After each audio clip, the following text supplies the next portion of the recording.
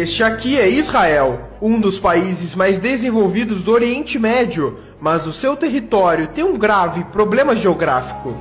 Começando pelas suas fronteiras, o país é totalmente cercado por nações que já o atacaram no passado, sendo o Egito na fronteira sul, a Jordânia no leste e ao norte o Líbano e a Síria. Além disso, existem países declaradamente inimigos de Israel, como o Irã, que mesmo não fazendo fronteira já ameaçou o país diversas vezes, além da Arábia Saudita, Iraque, Argélia, Líbia, Kuwait e o Sudão, que também já foram inimigos do país.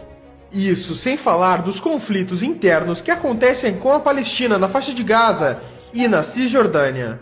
E um dos motivos para isso acontecer é que todo esse território é muito estratégico, dado que aqui temos o Levante, uma região que se estende desde o Oriente Médio até o sul dos Montes Tauro na Turquia, sendo limitado a oeste pelo Mar Mediterrâneo e a leste pelo deserto da Arábia e da Mesopotâmia.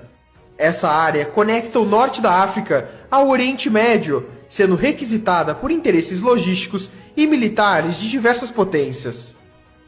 E o outro motivo de ser uma área de conflitos é pela questão religiosa, já que Israel concentra alguns dos principais centros históricos para o judaísmo, islamismo e o cristianismo.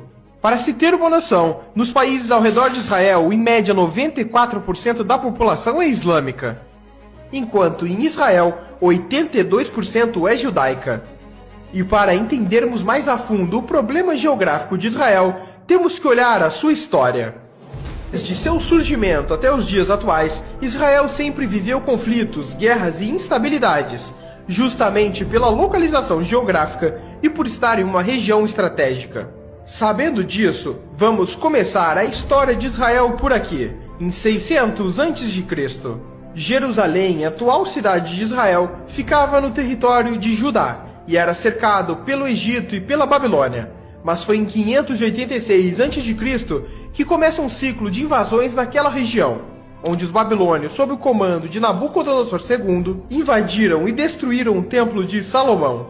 E logo em 538 a.C., Ciro, o Grande da Pérsia, conquistou a Babilônia e grande parte do Oriente Médio. Depois dele, por sua vez, com o avançar da Macedônia sobre a região, Alexandre o Grande conquista Jerusalém.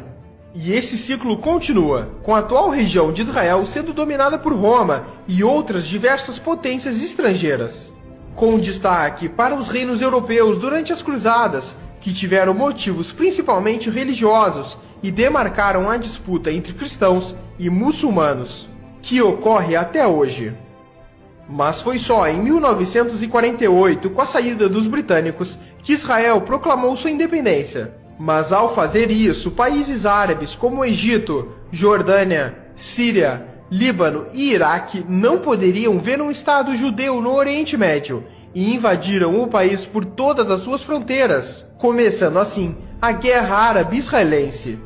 E o Estado judeu, mesmo com tantos inimigos, venceu essa guerra, além da Guerra do Sinai em 1956, Guerra dos 6 Dias em 1967, Guerra do Atrito em 1970, além da Guerra do Yom Kippur e tantas outras que ocorreram, com Israel vencendo todas elas. E isso acontece em grande parte pela estratégia israelense de defesa, que por problemas geográficos e por ser um país pequeno e com pouco território, Israel não pode se dar ao luxo de recuar de seus inimigos, já que estaria entregando seu próprio território para os mesmos.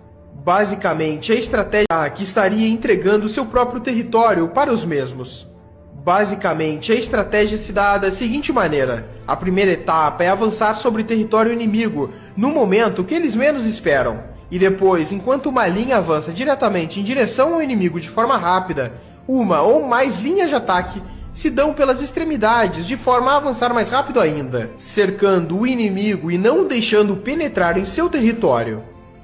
Em exemplos históricos, na Guerra dos 6 Dias, Israel estava cercado por inimigos. Então, durante a madrugada do primeiro dia de guerra, 178 caças israelenses levantaram voo e atacaram bases aéreas no interior do Egito, antes que os caças egípcios atacassem no dia seguinte.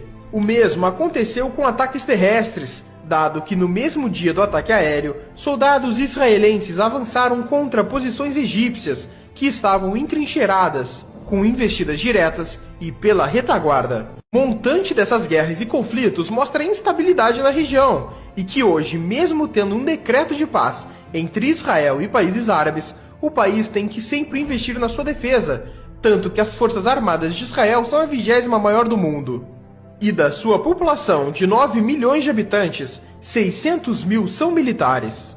Mas voltando ao território atual de Israel, para entendermos os conflitos internos que persistem até hoje, temos que analisar os pontos fortes e fracos da região. Diferente de países como os Estados Unidos, que possuem ótimas barreiras naturais e poucas fronteiras, Israel sofre nesse sentido, pois tem 3 barreiras naturais problemáticas.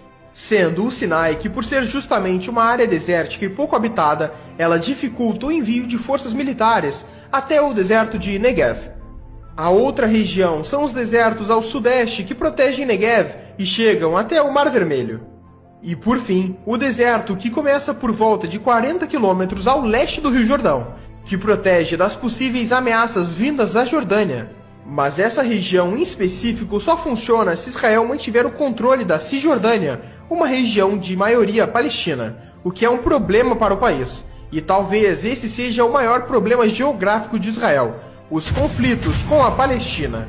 Basicamente, a Palestina é um território dividido em 2 partes, sem ligação por terra, a Cisjordânia e Gaza. E dentro desses territórios temos regiões sob controle civil palestino e regiões controladas por Israel, conhecidas como assentamentos, que são como bairros protegidos por cercas e pelas forças israelenses. A proteção dessas regiões se dá basicamente porque a construção delas começou durante a Guerra dos 6 Dias contra os árabes, e as forças israelenses se estabeleceram nos territórios, e os conflitos entre israelenses e palestinos se intensificaram ao longo dos anos.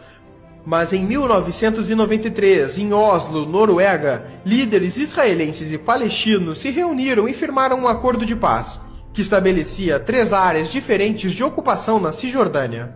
A primeira delas é a Área A, que seria administrada pelas autoridades palestinas.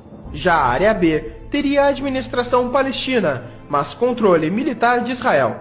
E por fim, a Área C, que é totalmente controlada por Israel. Muitos dos acordos firmados em Oslo foram mal sucedidos, mas as áreas permaneceram. E é na Área C que os israelenses têm dezenas e dezenas de assentamentos atualmente. Já a faixa de Gaza também é um território preocupante, pois é uma região densamente povoada, onde muitos refugiados palestinos se instalaram.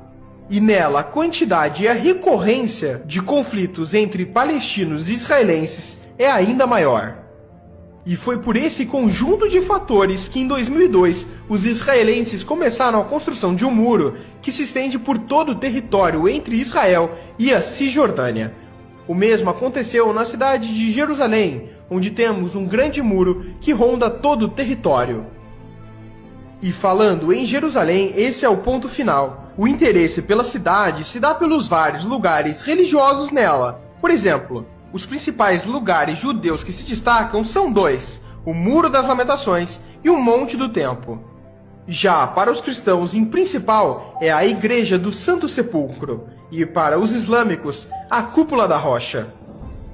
E hoje em dia, a cidade inteira está sob controle de Israel, e as perspectivas para o futuro são que continue assim.